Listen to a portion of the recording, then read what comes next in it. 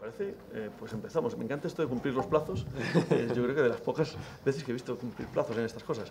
Muchísimas gracias, entonces, por estar con nosotros, Albert, Chema, Jaime. Les han visto en el listado de quiénes son y qué hacen. Yo quería estructurar esto en 3 pasos, ¿no? Porque al final, cuando hacemos estas cosas, a veces se vuelve un poco caótico y me gustaría que lo hiciésemos de forma más estructurada, ¿no? Entonces, lo primero me gustaría que nos contaseis un poco por qué os hemos invitado, qué hacéis en esto de la economía colaborativa, ¿tenéis algo que ver con esto o no? ¿Cuál es vuestro papel y vuestra visión? Y en 2 minutos nos contáis vuestra relación con este entorno. Lo segundo que quisiera hacer es pues tener vuestro olfato de qué está sucediendo en este momento. ¿Vale? ¿Qué son las cosas interesantes que en vuestros distintos papeles estáis viendo como relevantes? Los que estáis mirando más hacia América Latina, ¿qué podéis contarnos de allí? Los que estáis mirando más hacia aquí, ¿qué podéis contarnos de lo que está sucediendo aquí? Y en tercer lugar, un poco esos retos, ¿no? Como veis, es el reto del futuro y la relación que decíamos no solo con instituciones, que se tratará un poco más en la siguiente ronda, sino con el sector más tradicional, ¿no? con la parte más tradicional de las áreas con las que estáis trabajando. Entonces, pues esos 3 niveles, si les parece, vamos a hacerlo con 3 niveles, vamos a intentar hacerlo lo más eficiente posible para que tengan ustedes espacio para preguntar y que yo creo que va a ser lo más rico pues poder preguntar. Con lo cual, como a mí ya me conocen y ya me han oído hablar, yo os diría que si queréis, pues comenzamos por esa visión de qué es lo que hacéis aquí, ¿no? Porque, ¿cuál es vuestra relación con este tipo de economía y cómo lo veis, ¿no? Una primera ronda muy rápida y muy sencilla. Perfecto. Si quieres empezar tú, Albert. Vale. Primero con esto. Muchas gracias por la invitación, la oportunidad de estar aquí y de participar también en el estudio. Yo vengo de una organización que se llama WeShare, se escribe We en francés y Share en inglés, es un poco complicado para buscarlo. Y lo que hacemos, somos una especie de think tank global en este espacio de la economía colaborativa. Se fundó a partir de la unión de varias personas europeas que estaban interesados en esto en París en el 2012, inicios del 2012, llevamos 4 años de actividad. Y como digo, somos un think tank global que funcionamos como una red de comunidades locales. Lo primero que hacemos es identificar a esa gente interesada y apasionada en el tema de la economía colaborativa desde un punto de vista de consumo, producción, conocimiento abierto, desde un punto de vista lo más amplio posible. Hay gente en Madrid, hay gente en Barcelona, hay gente en México, hay gente en Santiago de Chile, hay gente en Buenos Aires. Esto es lo primero que hacemos. Y en este espacio tenemos una actividad, como decía, de think tank, producción, participación en estudios, tenemos nuestros propios medios de difusión, nuestros magazines, hacemos eventos también, que son los encuentros de la comunidad. Ahora hacemos en París del 18 al 21 de mayo el WeShare Fest, que es nuestro encuentro general, y haremos otro en Barcelona también a finales de octubre, como hicimos el año pasado. Y lo que nos gusta y nos definimos un poco, también, bueno, ¿qué más hacemos? Hacemos algunos proyectos, hacemos educación, realmente tenemos varios ámbitos de actividad en la gestión y producción del conocimiento en todo el ámbito de la economía colaborativa. Mi papel en este entorno es de liderar un poco todo lo que sea habla hispana en España y América Latina, pues viendo todo lo que se pueda hacer. Últimamente hemos estado también colaborando con el Banco Interamericano de Desarrollo, por ejemplo. Y lo que nos gusta definirnos así, en plan sintético, como exploradores de todo esto. Realmente se ha visto en el informe que es un espacio muy complejo, que no es fácil de definir, ni sus impactos, ni su escala, y lo que nos definimos pues, es realmente gente apasionada en saber más, en hacerse las preguntas adecuadas acerca de todo este espacio e ir avanzando con todo esto. Perdón si me extendí un poco. Muchas gracias. Jaime, si quieres. Perfecto. Hola, buenos días.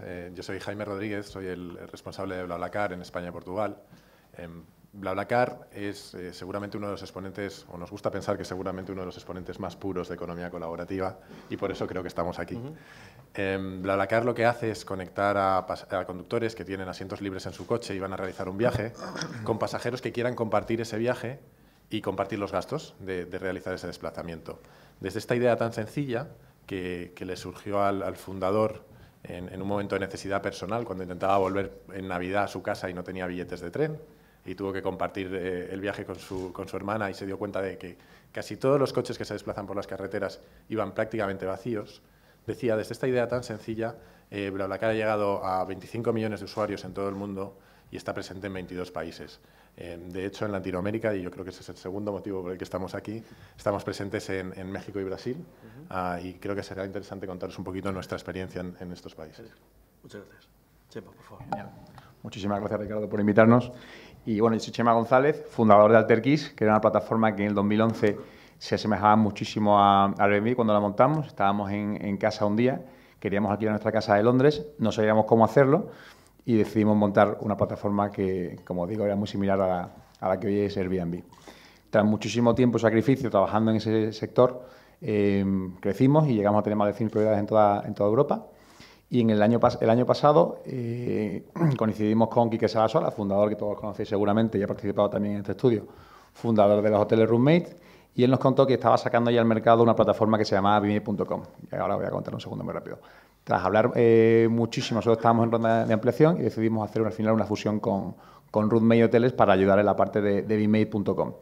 Lo que hacemos nosotros, y creo que también estamos aquí por eso, porque estamos en Latinoamérica, y también porque hacemos una labor importante en el consumo colaborativo, uniendo la parte más tradicional con la parte más innovadora.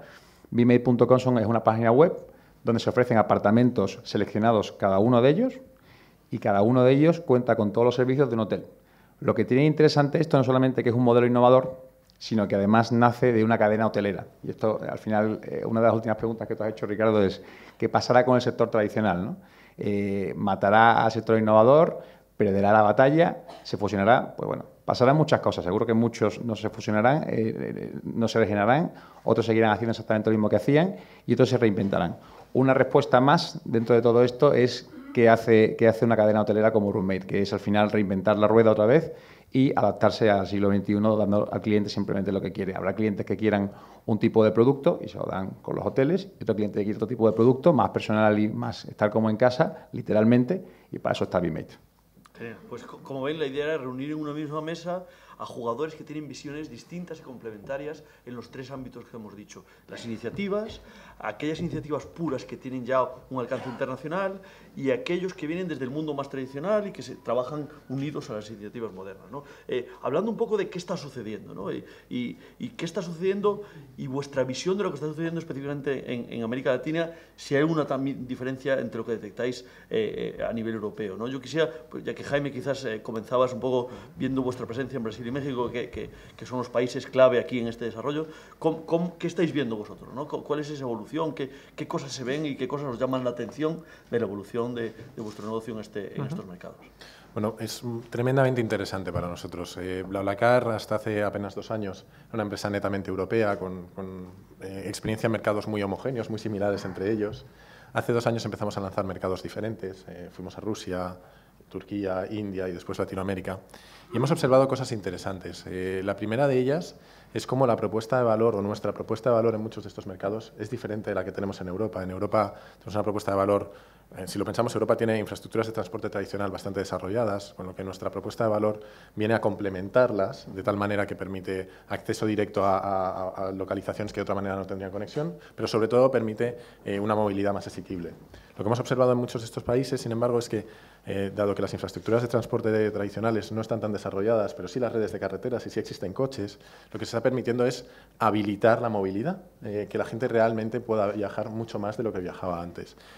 No tengo un ejemplo concreto de Latinoamérica, pero sí muy interesante de India, donde BlaBlaCar colabora con el equivalente a la Renfe de allí. Porque los trenes están tan saturados que no tienen capacidad de abastecer a toda la demanda. Entonces, esta empresa nos redirige su tráfico cuando no tiene capacidad de vender billetes.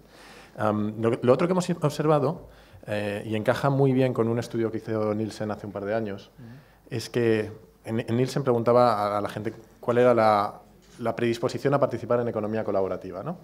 Y se veía algo muy interesante, y es que las 2 regiones del mundo donde más desarrollada está la economía colaborativa, que es Europa y Estados Unidos, era donde menos predisposición teníamos a participar. Y la otra cosa muy interesante era que eran las únicas regiones del mundo en las que teníamos predisposición a participar antes con nuestros propios bienes que con los bienes ajenos. Señal de que tenemos de todo y que en otras regiones necesitan colaborar para tener acceso a muchas cosas. Y eso es un poco lo que estamos viendo. Desde que abrimos en México abrimos hace apenas un año. En las primeras horas ya teníamos más de 200 viajes publicados. Los niveles de crecimiento que estamos viendo tanto en México como en Brasil son niveles a los que un país más maduro como es España nos tardamos años en llegar. La adopción está siendo muy rápida y es tremendamente interesante ver la acogida que está teniendo. Genial. O sea, creo que lo más interesante es ese somos complemento, somos ayuda al hacer cosas, ¿no? Yo creo que va con el espíritu de colaboración versus alquiler, que yo creo que es muy interesante. Quizás por continuar con ese compañías que crecen y se expanden hacia otros lugares y quisiera vuestra visión, Chema, un poco que también estáis haciendo cosas allí.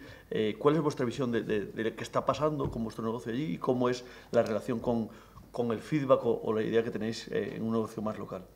Pues mira, para nosotros sin duda empezamos en Europa y pronto nos fuimos a Estados Unidos. Latinoamérica es el punto al que queremos llegar justo ahora.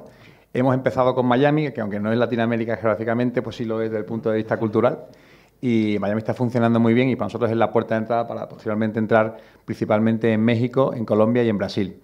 Cada mercado tiene unas particularidades que hacen que no puedas atajar los tres a la vez, pero sí queremos estar en los tres. Nosotros sí que nos damos cuenta que en la propuesta de valor que ofrecemos en Europa, por ejemplo, versus la que podemos ofrecer en Latinoamérica, concretamente en México y en Colombia, es un tanto diferente. Siempre es un servicio de calidad, pero quizás están un poco más preocupados en México y en Colombia por encontrarse una casa que realmente esté verificada por nosotros, que ofrezca todas las garantías, ¿no? Una paz mental. Es lo que ofrecemos en todos los sitios, pero se valora más en estos nuevos destinos que estamos abriendo, ¿no? Y esto tiene una complejidad a la hora de hacer la captación y después, por supuesto, de mandar el mismo mensaje que queremos mandar. Lo que es realmente interesante de esto es que como nosotros combinamos un sector más tradicional, como es el hotelero, con uno más innovador, como puede ser BMate, es que empezamos a ver que, por supuesto, hay muchísimos miembros del sector hotelero que nos detestan, y José Luis lo sabe que está en alguna reunión, pero también hay otros muchos que empiezan a ver que esto es algo realmente interesante. Algunos se nos están uniendo a nosotros y otros lo están haciendo por su cuenta. Hace poco la cadena Accor ha comprado una plataforma que se llama One Fine Stay, muy interesante, y Hyatt y Marriott han invertido en otras. Esto al final lo único que nos deja es un buenísimo sabor de boca porque estamos empezando a ver que lo que dijimos ya hace un par de años pues empieza a tener sentido, ¿no? Y por mucho que haya otros miembros del sector que puedan decir que esto no tiene sentido, que hay que prohibirlo, porque claro, es lo fácil, prohibir al competidor para que tú puedas seguir siendo el rey del mercado, pues bueno, al final gracias a Dios el cliente es el que manda y tenemos que velar por escuchar siempre al cliente y darle lo que pide. Nosotros lo tenemos muy claro y esperemos estar en Latinoamérica lo antes posible. Muchísimas gracias, Chema.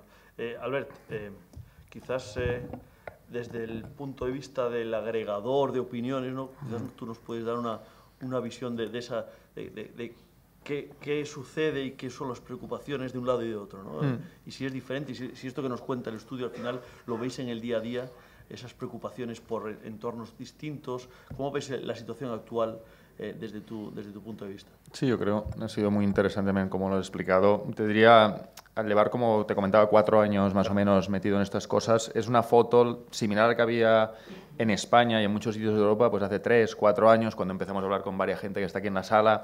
Realmente nadie sabía de qué hablábamos, las iniciativas eran una pequeña escala, pero el diseño de estas iniciativas permite que escalen de manera exponencial y se da un salto brutal en el nivel de debate y de necesidades. Aquí, por ejemplo, en España, pues la escala ya está siendo bastante industrial de muchas de estas iniciativas y la aceptación social también, por tanto las necesidades son un poco distintas. Aquí estamos viendo conflictos con temas de la competencia y licencias, por ejemplo, que creo que luego también se habla un poco de esto. Todo el tema laboral y de generación de ingresos, ¿no? Ahora también está muy en boga hablando de cómo estas capacidades de generar ingresos por múltiples fuentes, no tenemos una figura de autónomo o emprendedor de sofá que es capaz de generar un poco de ingresos de varios sitios reconocido y cómo puedo pagar impuestos. En la última campaña de la renta, el señor Montoro ha dicho que están realmente siguiendo a toda la gente que tiene su piso alquilado, está generando pues rendimiento de bienes inmuebles, y esta mañana mismo ha salido noticias de que las ventas en Wallapop y eBay también les van a empezar a perseguir, sea como ganancia, sea como pérdida. Realmente, y esto ha pasado en un periodo muy, muy corto. Y lo interesante ver en comparación con otros entornos, y aquí todo este debate es porque tenemos una estructura social que hemos venido montando en las últimas décadas pues fuerte, de seguridad social y todo esto. En otros países no han llegado a generar toda esta estructura y por tanto salen con una mochila de infraestructura y de necesidad social puede que menor. Y yo creo que tendrán ocasión de ir más rápido y evolucionar incluso más rápido y buscar y encontrar soluciones más creativas. Y creo que en los próximos 2, 3 años en América Latina vamos a aprender aprender mucho de cómo ellos han resuelto problemas. Por ejemplo, en el caso de Uber en México, ha sido uno de los primeros sitios del mundo donde se ha llegado a un acuerdo, se ha regulado con un proceso además participativo con los varios actores y con transparencia. Está todo grabado en vídeo y en los documentos te lo puedes bajar, ¿vale? Por tanto, es una manera interesante de regular y eso ha empezado a copiarse en otros sitios, ¿no? Pues creo que veremos todo esto. Yo creo esta capacidad de dar un salto. Y finalmente, el otro ámbito que estamos viendo muy interesante es la escala ciudad y regional. Es decir, muchas veces seguimos hablando de un contexto de países, la división estas que vienen del Estado-nación tradicional, pero hablando tanto a nivel europeo como a nivel de América Latina, sobre todo con las grandes urbes que están saliendo, esto tiene mucho interés y mucho impacto en un entorno más reducido que un país. Y creo que también veremos mucho desarrollo en este ámbito. Lo hiperlocal parece que sale reforzado. Decíamos que íbamos a intentar hablar de 3 niveles, ¿no? Queda un nivel que es un poco complicado y a veces puede ser espinoso, ¿no? Que es el cómo veis esos retos de futuro, en vuestros distintos ámbitos, quizás de un lado en la relación con la industria tradicional, en la relación con la regulación y con la competencia con otras alternativas parecidas, o desde tu punto de vista de ver muchas iniciativas distintas y cuáles son sus retos. ¿Cuáles diríais que son esos retos para el futuro y esa relación con las instituciones que están alrededor? ¿Cómo diríais esos otros puntos? Y si os parece, con esto intentamos hacer un wrap-up y dejamos que el otro lado nos pregunte y podamos tener una interacción que yo creo que tiene un cierto valor. Perfecto. Entonces, si queréis cerramos por ese lado, si quieres, Chema. Perfecto, pues mira, encantado. De hecho, los principales retos que tenemos son justamente lo que tú acabas de comentar, que es el reto regulatorio y el reto de la industria más tradicional, ¿no? El reto regulatorio es un reto que es francamente importante, que entendemos de que a pesar de que hoy no nos acompañan las circunstancias regulatorias, como no se le pueden poner puertas al campo y el cliente habla, el usuario habla y tiene sentido que estemos aquí, pues estaremos aquí y eso no me preocupa. Sí nos ocupa el hacer que la regulación tenga cierta cabida con el sentido común, que a veces no lo es, ¿no? Por ejemplo, pongo un caso que a todos nos podemos ver afectados, que es el caso en España. En el caso del alquiler vacacional, por ejemplo, se regula, cada comunidad autónoma tiene su regulación específica. Eso quiere decir que nosotros tenemos que aplicar 17 normas diferentes para operar en toda España. Gracias a Dios solamente estamos en 3 comunidades, si no, imagínate el follón que tendríamos todos los días. Pero, por ejemplo, cuando nos vamos a Barcelona, donde la regulación está mucho más clara, lo podemos después comparar con la regulación de la Comunidad Autónoma de Madrid y entonces empiezas a ver que el sentido común aquí no prospera o que, sin duda, se está regulando de un punto de vista partidista. Para la regulación hotelera, por ejemplo, que por supuesto tiene una serie de normas que ojalá pudiesen ellos también de regularizarse, porque no tiene sentido ciertas normas que tienen que cumplir, y de aquí lo decimos. Pero, sin embargo, ellos cuando tienen que vender noches no se les exige ningún mínimo de estancia. Una noche que quieren vender un usuario puede comprarla y quedarse en un hotel, ¿no? Sin embargo, a nosotros, desde la Comunidad de Madrid, se nos exige que cualquier persona que se quede en un apartamento, ya sea de Bmade o de otras plataformas, que ahora mismo no me acuerdo el nombre de ninguna, tiene que tener un mínimo de 5 días. Pero si la estancia media en Madrid es 2,9 noches y a la otra parte del pastel, que son los hoteles, no le exiges esta norma, ¿por qué me la exiges a mí? Bueno, pues yo creo que habla por sí mismo, ¿no? Esto es un reto importante que sin duda llegaremos a obtener resultados, pero está costando más de lo que pensábamos. Y, por supuesto, tenemos el reto de la industria hotelera. ¿Qué pasará con nuestros viejos amigos o viejos enemigos? Como he dicho antes, da un par de pinceladas que ya había varias cadenas hoteleras muy potentes en el mundo que ya se están sumando a esto, llámalo consumo colaborativo, economía colaborativa o llámalo una forma más de hacer negocio, que para mí eso es lo que es, una forma más de hacer negocio. Nosotros pensamos que habrá muchísimos hoteles que no hagan absolutamente nada, algunos morirán, sin duda, otros tienen una propuesta de valor interesante y seguirán teniendo su parte del pastel, pero realmente son los que pueden escuchar más al cliente y ofrecer lo que el cliente quiere. Poner al cliente en el centro del negocio. Y eso puede dar como resultado que hagan un Bmade, que se unan a nosotros, que creen algo diferencial. Pero lo que es realmente importante, y es donde tenemos que estar todos de acuerdo, yo creo, porque si no irá mal, es el poner al cliente en medio de toda esa ecuación y que el cliente decida lo que tú puedes darle. Y, por supuesto, con un ámbito regulatorio y con un ámbito de calidad, sin duda. Pero escuchar siempre al cliente porque al final es el único que te va a dar de comer. Y tenemos claro que no hay un cliente que diga hoy apartamentos o solamente yo voy a ir a hoteles, sino que tenemos un producto muy interesante, pero que yo mismo puedo coger mañana un apartamento porque me voy con mi familia y pasado me puedo ir a Barcelona una noche nada más y me puedo quedar en un hotel. Por tanto, hay un producto para cada cliente, para cada momento. Y tenemos que entenderlo, yo creo. básicamente un reto de las ineficiencias del mercado, cómo se resuelven, ¿no? Cómo resolvemos y hacia qué lado tiramos, que puede ser interesante. Exacto. Albert, ¿cómo ves desde la agregación de iniciativas, desde estar metido en esa agregación de iniciativas, lo que la gente dice que son los retos, lo que tú ves como esos retos y esa evolución del futuro? Sobre todo, creo que es interesante ese hiperlocal, ese contexto versus iniciativas más globales, ¿no? Sí, yo te diría, también empecé el blog que se llama Consumo Colaborativo también hace tiempecito y hablamos de consumo, cuando realmente lo que estamos viendo y el reto principal que hemos entendido al cabo en tiempo es que estamos cambiando el modelo productivo. Y estamos en una sociedad basada en el pilar central de la sociedad es nuestro trabajo, ¿no? Cómo se estructura incluso nuestra identidad y todo el sistema muchas veces legal y de tasas. Y al cambiar este modelo productivo a una escala de que una persona puede ofrecer una habitación o un espacio vacío en un coche o participar en un crowdfunding, esta escala de persona o pequeña comunidad es el reto principal. No está adaptado al sistema y es donde estamos viendo el encaje, la falta de encaje, ¿no? Y eso se traslada a estas tensiones. Para mí la principal, y la habéis apuntado también en la presentación, es todo el tema de los riesgos laborales. Estamos cambiando el modelo productivo, donde había una cierta seguridad laboral y seguridad de ingresos, a un entorno donde habrá fluctuación y múltiples fuentes de ingresos, ¿no? ¿Cómo reconstruimos toda la estructura que teníamos en entorno laboral para que no acabemos en un sistema súper precarizado y donde haya, pues a veces se habla incluso de ciertos esclavos digitales, ¿no? Es decir, realmente cuidado con los extremos, ¿no? Y aquí estamos viendo cómo en estas tensiones se ve también que estas nuevas ideas se están implementando con modelos de financiación y modelos de gestión muy tradicionales. Las empresas siguen siendo muy centralizadas, con inversión de capital muy tradicional. Y están viendo algunas iniciativas que van más en el ámbito cooperativista. Realmente la gente que participa, que provee de sus activos en la plataforma, también tiene derecho o posibilidad de financiar estas plataformas, por tanto, luego de ser como partícipes, de ser como shareholders de la propia empresa, de formar parte de las decisiones. También cada vez las empresas están escuchando más a sus usuarios. Este equilibrio de poder, entre comillas, entre la plataforma y sus usuarios será algo que vamos a ver evolucionar y es un reto interesante. Y finalmente, toda la parte también, estamos viendo estructuras muy centralizadas aún.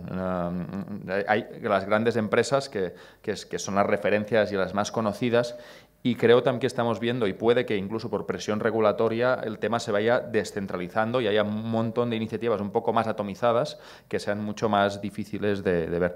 Y esto te diría que ocurre tanto a nivel de España como en otros países. Realmente aquí no hay tanta distinción. Pero, y como te decía, yo creo que en países donde ha habido menos protección social o tiene una estructura laboral distinta, pueden partir con un punto de salida y una velocidad distinta que sea interesante de observar. Y tenemos que aprender más que ir a explicar nada. Muchas gracias, Albert. Te toca, Jaime, contarnos un poco esa visión desde uno de los pocos ejemplos grandes de no economía del alquiler, sino colaborativa de verdad, pues cómo veis esos retos y cómo, si nos lo puedes contar, yo creo que esos dos niveles de global y local, creo que es muy interesante, ¿no? Estas operaciones locales en mercados más maduros versus las operaciones emergentes. ¿Veis que hay diferencia en el approach? ¿Necesitáis algo distinto? ¿Los retos son distintos? ¿Cómo es esa evaluación? Bueno, yo creo que has tocado desde el principio dos temas claves. Uno es el aspecto regulatorio, y ahora hablaremos un poquito de él, y otro es seguramente la convivencia con modelos tradicionales.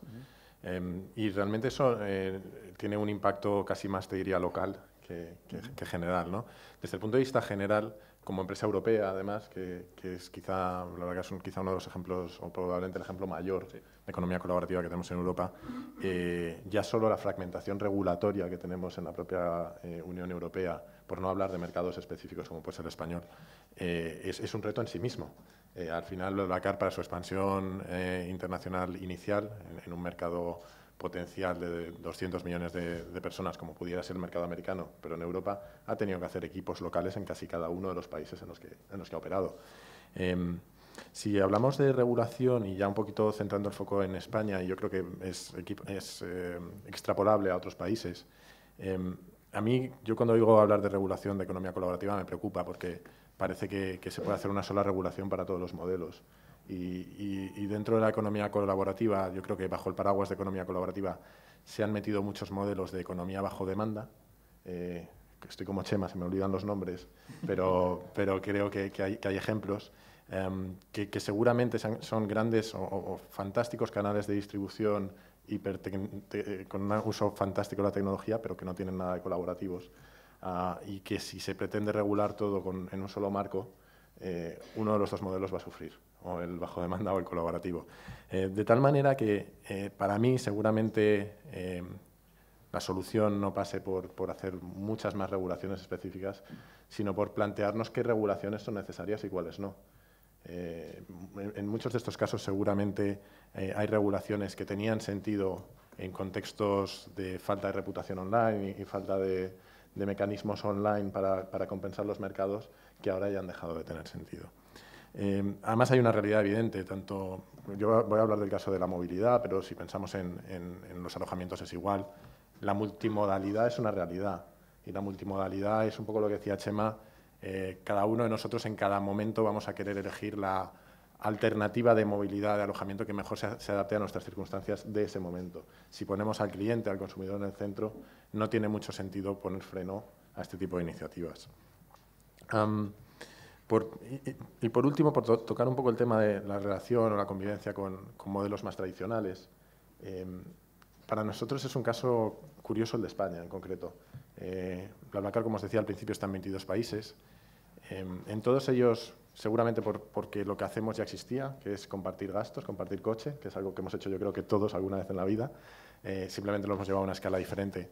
No hemos tenido ningún tipo de fricción con agentes tradicionales. Es más, lo que hemos observado, y esto es particularmente interesante en la economía colaborativa, es cómo a medida que las redes crecen podemos atender demandas particulares mucho más específicas, es decir, viajes entre poblaciones muy pequeñitas que de otra manera no existían y que se desbloquea una parte del mercado. Al final la tarta se hace un poquito más grande y eso afecta a todos, a los que ya estaban y a los que llegamos. Y sin embargo, en todo este contexto, de estos 22 países, el único en el que hemos tenido alguna fricción ha sido en España, lo cual a mí me da cierto rubor, sinceramente, cuando me toca explicarlo a nuestros colegas franceses, porque nos miran con cara de qué pasa ahí, pero es la realidad. Sin embargo, en todos los demás países, incluso en Brasil, que era un país que nos daba un poquito de respeto regulatorio, porque hemos visto a veces movimientos regulatorios muy drásticos, no hemos tenido ningún problema. Con lo cual, yo creo que, dependiendo de los modelos, esas fricciones van a ser más o menos profundas.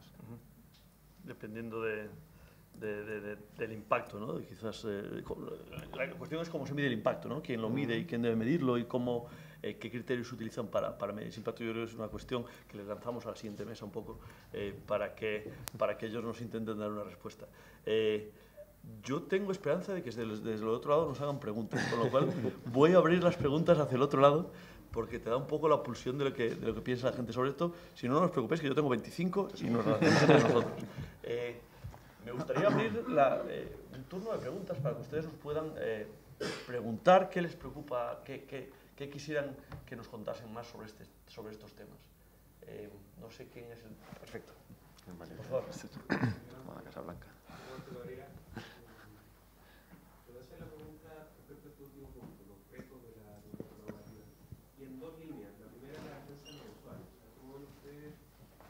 No solamente la parte regulatoria, las distintas exigencias por comunidad, sino que también ¿cómo ven el tema de la defensa de los usuarios en esta economía colaborativa? Porque si yo voy a un hotel, por ejemplo, ese hotel tiene una deficiencia en el servicio o incumple ciertas normas, yo tengo una instancia a la que acudir. En la economía colaborativa tengo la opción de ir a la plataforma que son ustedes o ir directamente a la otra parte, también un usuario, un colaborador. Esa es la primera. Y luego el tema de la fiscalidad, porque yo creo que la regulación es una parte que, si bien es cierto, es distinta en cada una de las comunidades autónomas, los países, todos los estados. Brasil es un lío impresionante en términos regulatorios, pero la fiscalidad también. Entonces, ¿cómo enfrentan ustedes los dos desafíos? La fiscalidad por un lado y la defensa o protección de los usuarios de las plataformas. Muchas gracias. Vale. Pues yo creo que... Mira, si quieres empiezo yo respondiendo y aquí habrá una respuesta diferente según con qué agente hables, ¿no? Hay una respuesta genérica que creo que es común a todos, que es que al final dejamos que los usuarios, con esas reviews, con esas valoraciones que dejan, sean las que bueno, el que defienda uno al otro, porque al final el usuario no va a mentir y va a decir cómo tú has dejado la casa o cómo tú, como huésped, te has portado cuando te has quedado en una casa, ¿no? Nosotros, por ejemplo, y hablo ahora de Roommate, que son hoteles, más tradicional que eso, pocas cosas puede haber, que se basaba antes en las estrellas, tantas estrellas tienes, tanta calidad tienes.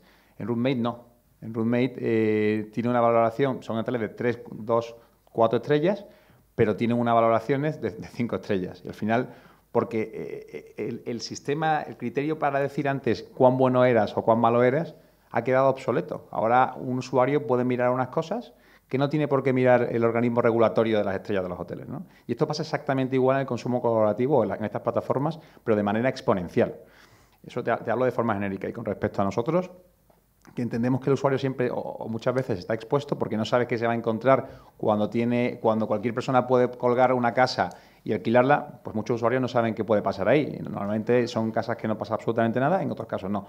Nosotros, como nos dimos cuenta de que esto era una particularidad interesante, sí que creamos un modelo en el que vamos mucho más a la calidad que a la cantidad. Nosotros queremos tener por cada ciudad más o menos unas 600, 800 propiedades, pero cada una de ellas son visitadas por nosotros previamente.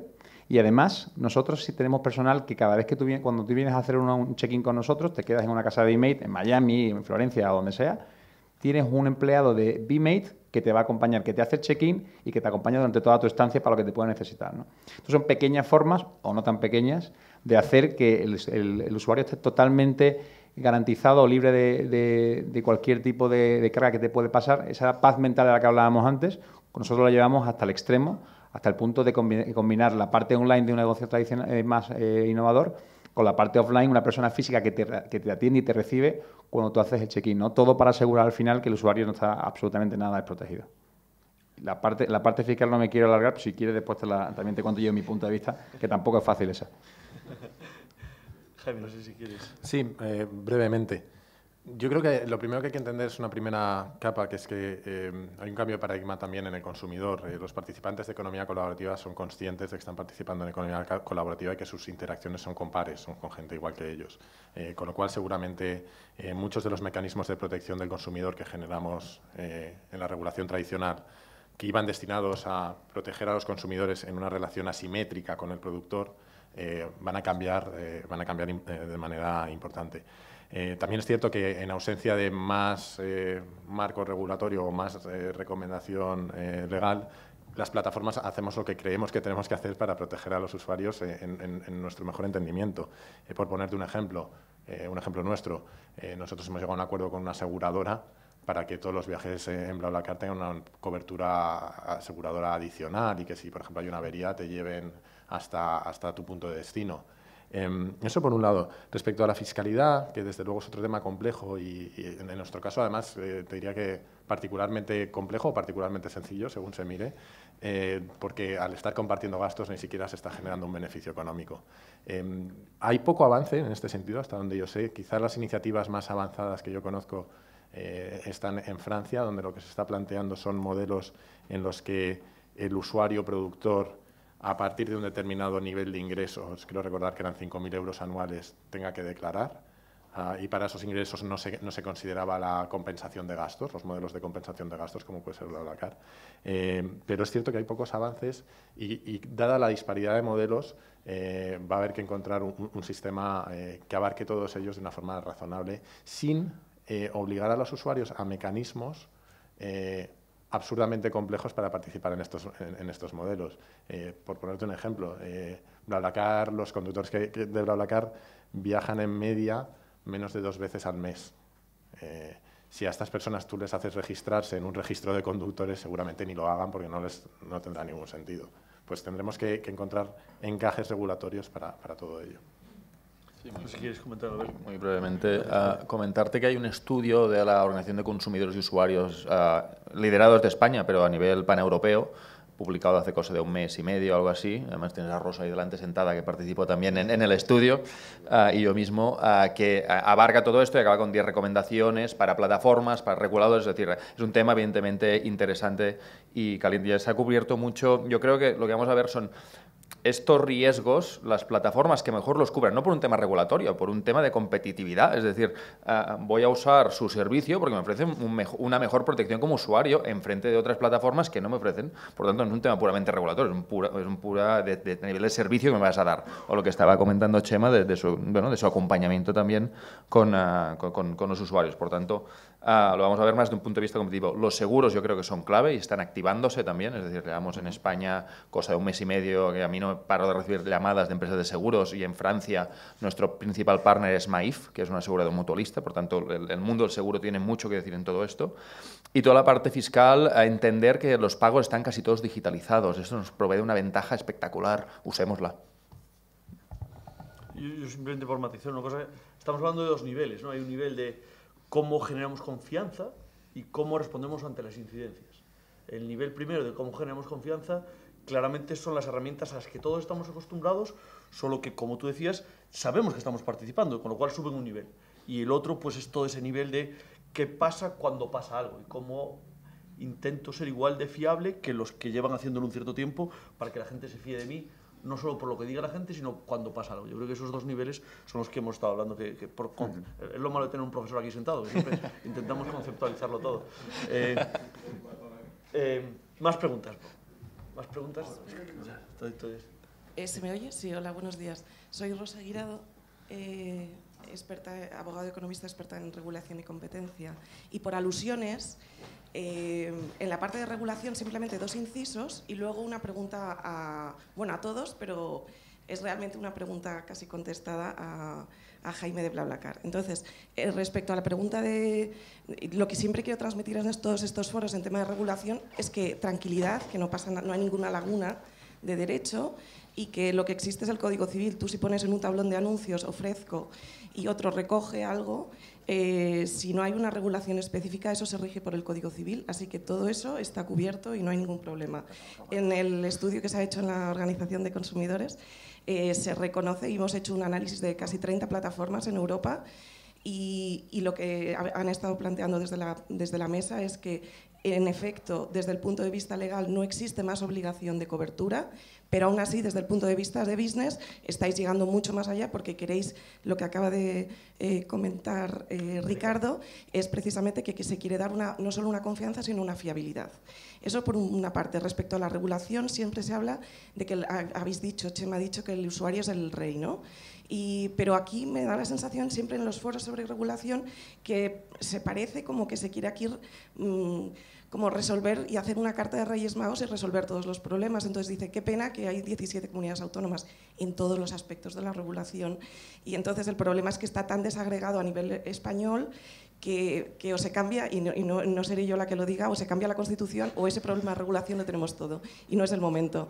Y una tercera cuestión, y esa la pregunta para Jaime, pero simplemente la cuestión de regulación es tranquilidad, pero la pregunta para Jaime es, cuando habéis hecho ese planteamiento de Ricardo, que me ha gustado mucho, sobre economía actual, economía colaborativa y economía tradicional, y ese planteamiento conjunto, me ha gustado la respuesta de Jaime en el sentido de India, me parece que decías, cómo la plataforma de trenes estabais como oferta en realidad complementaria, ¿no? Y entonces mi pregunta, que es retórica, es ¿qué ha ocurrido con Confebus y no la demanda contra BlaBlaCar, sino la demanda contra Renfe?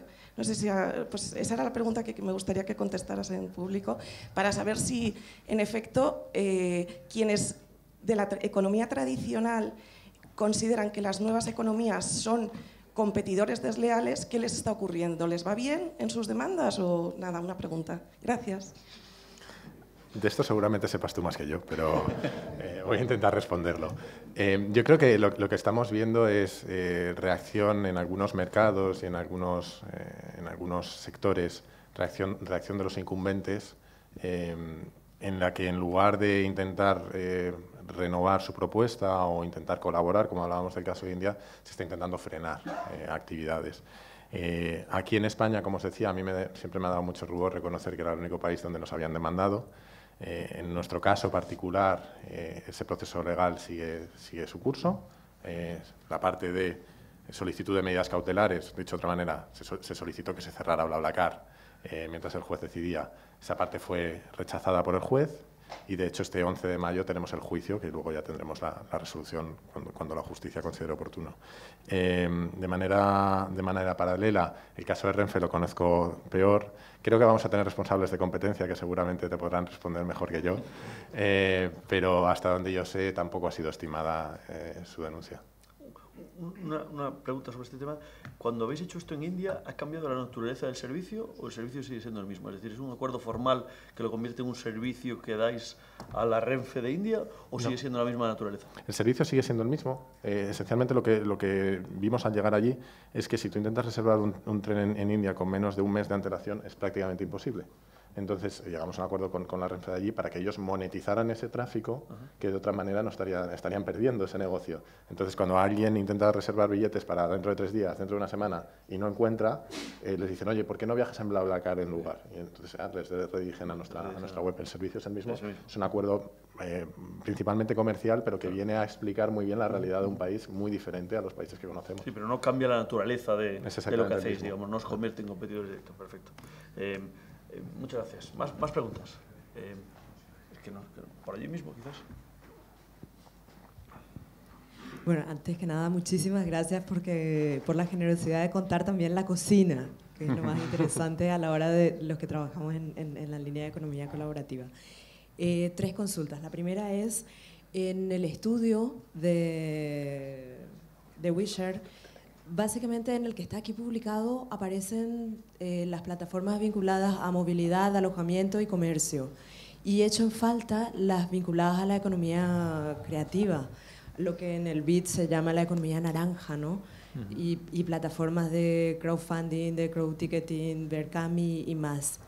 Eso por un lado, consultarte si está en otra y solo aquí no se ha publicado o si es de pronto un agujero que se pueda cubrir. La segunda es, en los países en donde no está presente, ¿por qué?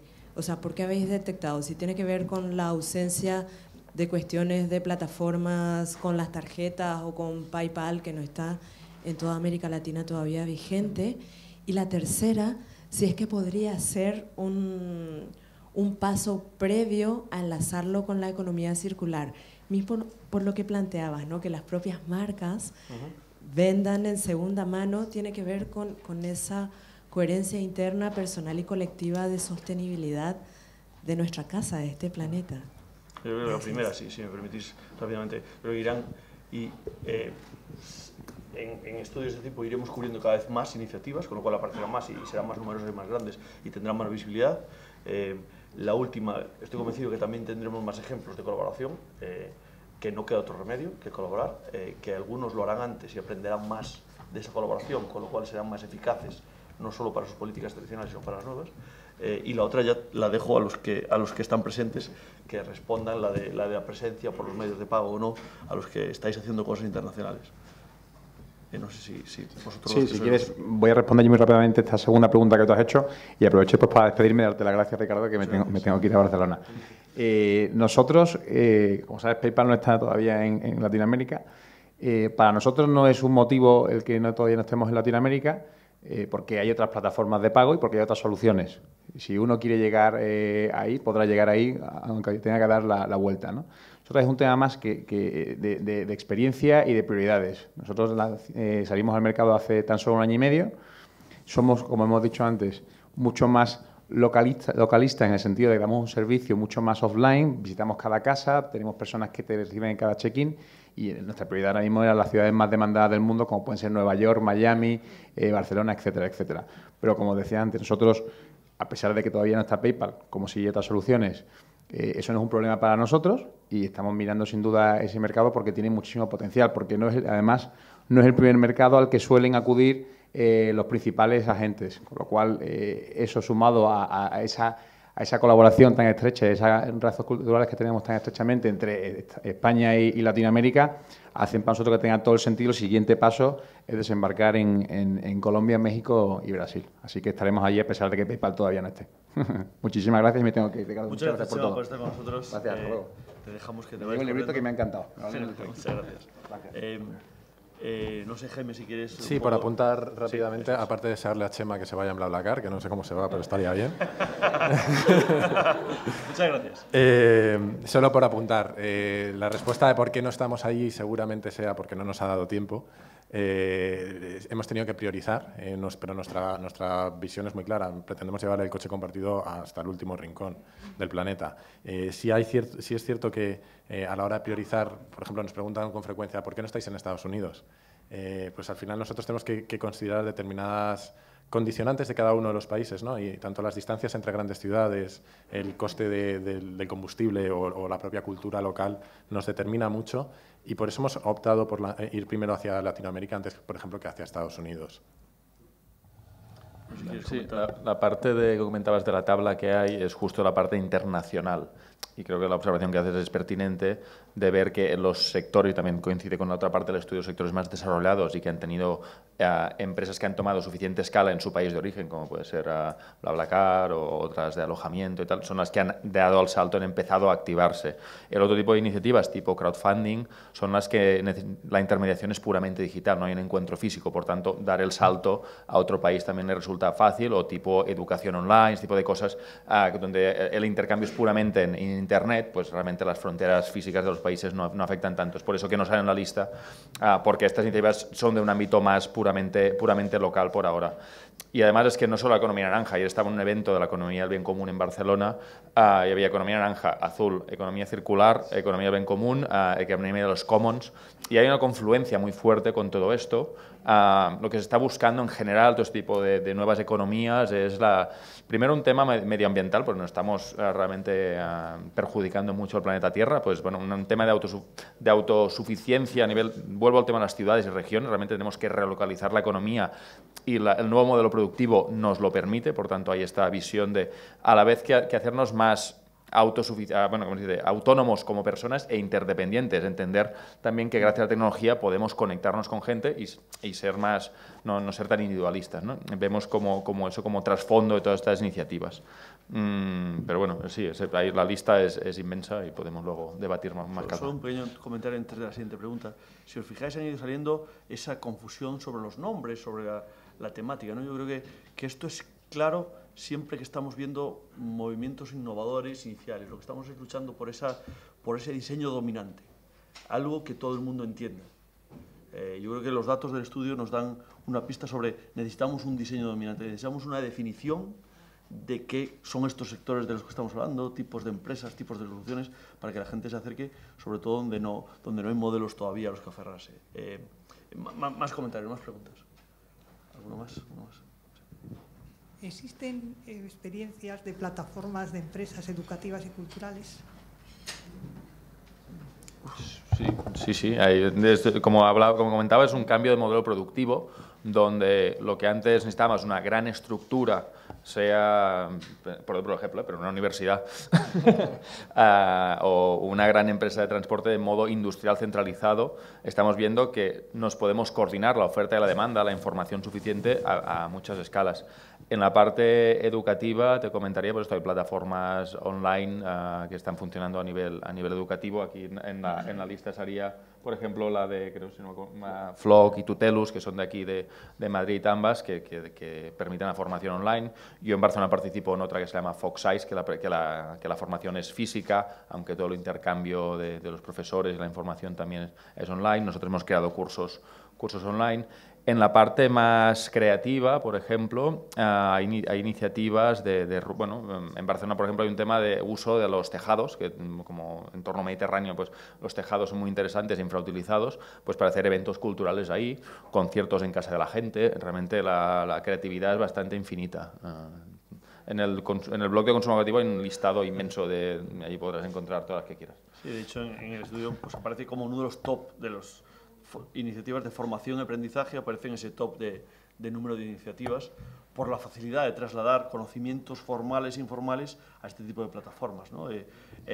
Sí surgen al principio como temas más relacionados con el mundo de empresa, donde es más fácil encontrar resultados, pero creo que una vez que ese diseño dominante se establece, aparecen cosas de todo tipo, ¿no? Donde cuando ya asumimos culturalmente o a nivel social que los resultados pueden ser positivos, pues es cuando empieza a florecer los modelos y después pasamos a la fase de consolidación.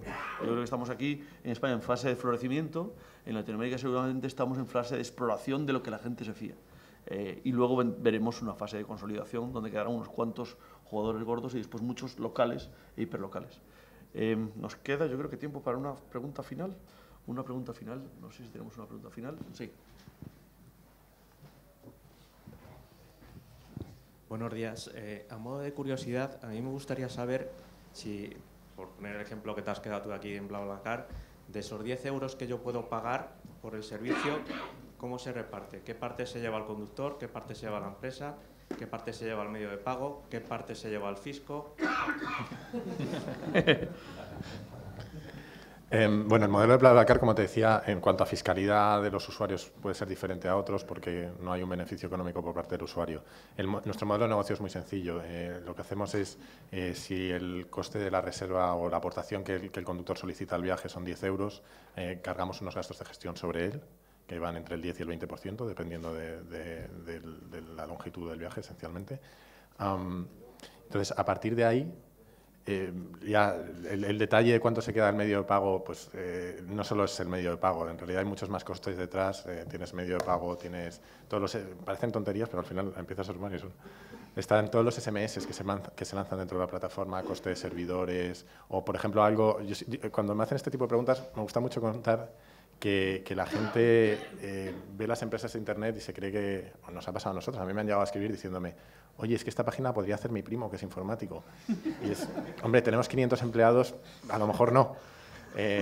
Sobre todo porque hay una parte que yo siempre llamo de esfuerzo invisible, de que, por ejemplo, tenemos un equipo de 60 personas de atención al usuario, que eso normalmente la gente no se imagina. Entonces, efectivamente hay una parte que se va en gastos operativos de SMS, plataformas de pago, etcétera, pero también hay una parte de personal que no se ve. Y el fisco es lo que te decía. Obviamente nosotros pagamos los impuestos que nos corresponden como sociedad, entre ellos, por ejemplo, el IVA, de la parte de los gastos de gestión que hacemos. Pero sí es cierto que la actividad, al ser compartición de gastos, no tiene consideración de actividad económica, por lo menos lo que nos han dicho hasta ahora. Con lo cual, esa parte no hay ningún epígrafe ni el RPF en el que se pueda declarar como tal. Muchísimas gracias. Yo voy a hacer os voy a pillar por sorpresa aquí, no sé, una frase, algo final, un pensamiento final sobre esto que hemos estado hablando toda la mañana. ¿Cuál sería vuestro pensamiento final? Yo, si queréis, que esto se pillaba aquí. Yo me quedo con este último comentario y los detalles que dabas, ¿no? Aquel que lo hace bien aquí o que monta una iniciativa aquí aprende a hacer unas determinadas cosas que son muy valiosas para el siguiente estado en el que nos vamos a mover, el siguiente tipo de negocios en el que nos vamos a mover. Con lo cual, más allá de que sean iniciativas en sectores de colores que lo quieras llamar, los skills que se están desarrollando, las capacidades de la gente que se están desarrollando en estas iniciativas son interesantes en el entorno hacia el que vamos.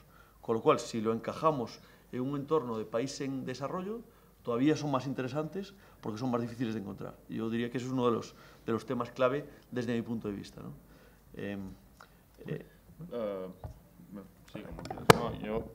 Bueno, lo que comentaba, yo creo, nosotros después de observar esto durante un tiempo, la clave de todo esto es este cambio de modelo productivo donde no necesitamos ya las grandes estructuras industriales y estructuras más pequeñas, y yo como persona individual o como pequeña comunidad soy eficiente a nivel de ofrecer servicios, bienes, conocimiento, dinero, lo que sea. Y esta capacidad de conectarnos entre iguales yo creo que nos enseña un renacimiento social muy interesante en base a esta conexión entre iguales, que de nuevo es la primera vez en la humanidad que podemos hacer eso y realmente estamos empezando a entender las implicaciones. Y yo, bueno, también soy optimista, como salía en la slide de la presentación, por donde soy de los optimistas y creo que esto va a acabar bien. Muchas gracias. Yo te voy a dar una frase larga y una corta. La larga sería que vivimos en un planeta con recursos cada vez más escasos y cada vez somos más gente, con lo cual la economía colaborativa tiene una parte de sentido común y de necesidad que cada vez va a ser más acuciante. Y la segunda, relacionada con esta, es que la economía colaborativa en uno u otro modelo va a ser imparable. Muchísimas gracias, señores. Muchísimas gracias por vuestro tiempo. se las transmitiré, Chema, también. Muchísimas gracias a ustedes por las preguntas.